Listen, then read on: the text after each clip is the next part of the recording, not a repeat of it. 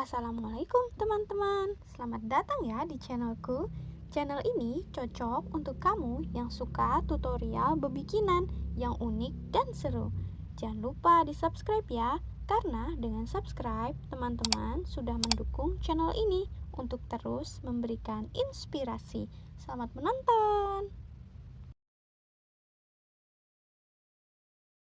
Ini video aku yang sebelumnya, pejuang torch yang pertama. Teman-teman bisa cari sendiri, lihat di playlist aku, lalu pilih sharing motherhood ya. Di situ nanti ada pejuang torch. Ini karena responnya bagus, jadi banyak yang bertanya, apa sih yang aku lakukan waktu aku hamil anak yang sehat itu ya. Di video torch yang pertama aku udah share apa aja yang aku lakukan selama hamil yang secara kedokteran ya. Nah, hari ini aku mau sharing tentang hal-hal apa aja yang aku lakukan tapi pakai jalur langit, karena kita tahu sendiri karena orang-orang yang kena torch itu pasti mengalami trauma, dan apa yang aku lakukan selama hamil sehingga itu mengurangi trauma adalah melakukan hal-hal yang nanti akan aku share. Ini kehamilan aku yang keenam dan alhamdulillah sehat. Anaknya itu lahir 3 kilo di usia 9 bulan dan dilakukan sesar karena kehamilan beresiko ya bun. Jadi kenapa aku share, karena alhamdulillah ini lahir sehat dan sekarang anaknya sudah 17 bulan. Jadi teman-teman mungkin ini bisa dijadikan motivasi atau bangkit kembali bahwa sebanyak apapun kita pernah keguguran, insya Allah ada yang sehat selama kita sudah berikhtiar dengan semaksimal mungkin. Jadi aku akan share yang aku lakukan, semoga ini bermanfaat ya. Untuk yang belum tahu, ini aku kehamilan ke-6 yang sehat. Setelah kehamilan 1 itu meninggal di dalam perut usia menuju 6 bulan, dan setelah keguguran 4 kali berturut-turut ya bun. Jadi aku ini hamil ke-6 dan sehat alhamdulillah. Banyak yang curhat dia trauma hamil kembali, tapi apakah kita harus menyerah dengan keadaan? Kan tentu tidak ya. Jadi selain berikhtiar dengan kedokteran, aku juga berikhtiar cara langit. Nah, agar mengurangi trauma yang aku lakukan, jadi selama hamil aku melakukan hal-hal seperti ini. Nah, yang pertama itu aku membuat mihrab. Mihrab itu atau ruangan khusus untuk sholat atau mengaji atau ibadah ya. Jadi aku dengar Ustadz ceramah, Ustadz Adi Hidayat, bahwa mihrab itu adalah tempat yang kita khususkan untuk beribadah kepada Allah.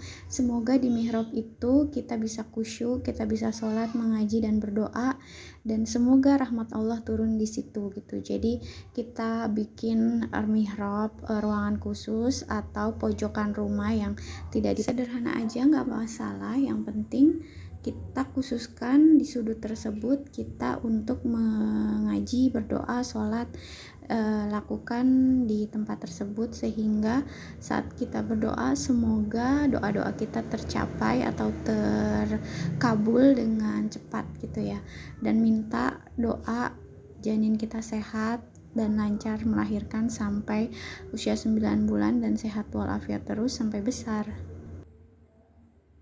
Lalu aku melakukan terapi baca Quran setiap hari. Jadi ini adalah satu metode untuk menenangkan diri ya. Jadi dengan membaca Quran hati menjadi tenang, itu betul banget. Jadi dalam keadaan hamil kita tidak was-was sehingga menghindari stres. Nah, itu meminimalisir trauma selama kehamilan. Jadi kita harus bahagia dan happy. Dan ritual yang ketiga, aku membuat air ruqyah. Air ruqyah itu adalah air yang dibacakan ayat-ayat Al-Quran, dan itu sesuai dengan petunjuk Nabi Shallallahu Alaihi Wasallam. Caranya kita bisa pakai botol atau teko, di situ kita isi dengan air mateng, lalu menghadap mihrab, misalkan setelah sholat subuh atau sholat sebelum subuh, itu kita bikin setiap hari, ditaruh di dekat mulut kita. diucapin doa-doa atau ayat-ayat seperti Al-Fatihah, ayat kursi, An-Nas, Al-Ikhlas, sama Al-Falaq. Itu masing-masing 1 atau 3 kali. Dengan 1 kali membacanya itu ditiup ke air tersebut.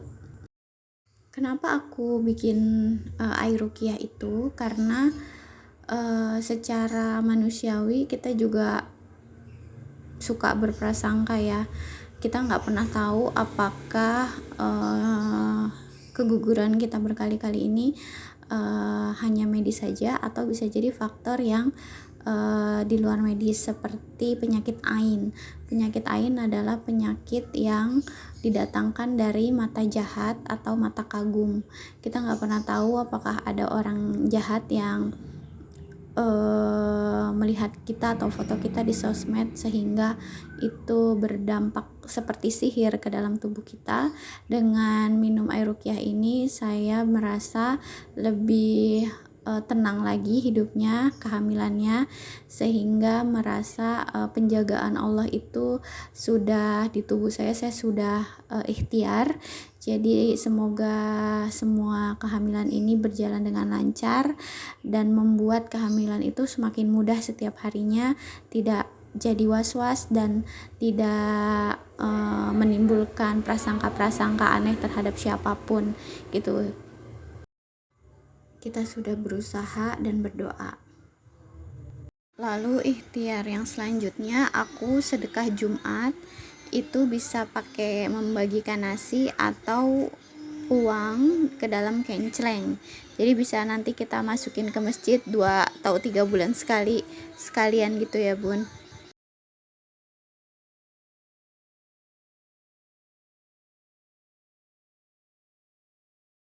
Setelah kita masukin uang ke dalam kenceleng, lalu kita berdoa, ya Allah, terimalah doaku, terimalah ibadahku, terimalah sedekahku. Semoga Engkau melindungi janin ini agar terus sehat sampai melahirkan itu tiba dengan lancar, dengan selamat. Bisa buat kenceleng dari dus kayak gini, lalu misalkan udah sebulan atau 2 bulan, kita bisa nitip suami untuk sholat di masjid, dimasukin ke dalam kotak amal di masjid ya.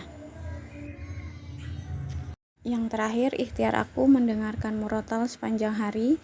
Mendengarkan ayat-ayat Quran membuat kita hatinya menjadi lebih tenang. Aku pakai murotal yang model kayak gini ya bun. Ini sepanjang hari bisa kita dengerin. Jadi bisa pakai murotal yang aneka rupa, pokoknya kayak speaker gitu. Jadi sepanjang hari didengarkan itu enak banget dan mencegah hati was-was, hati menjadi lebih tenang ya.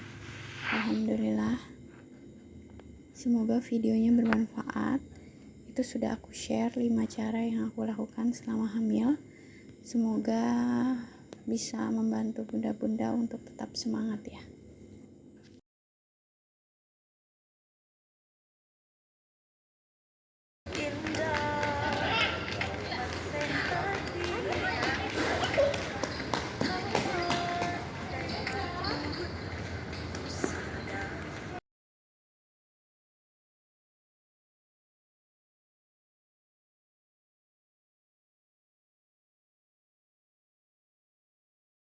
Terima kasih ya sudah menonton video ini sampai selesai. Jangan lupa subscribe, karena dengan subscribe, kamu sudah bantu channel ini agar lebih berkembang lagi dan memberikan inspirasi. Wassalamualaikum.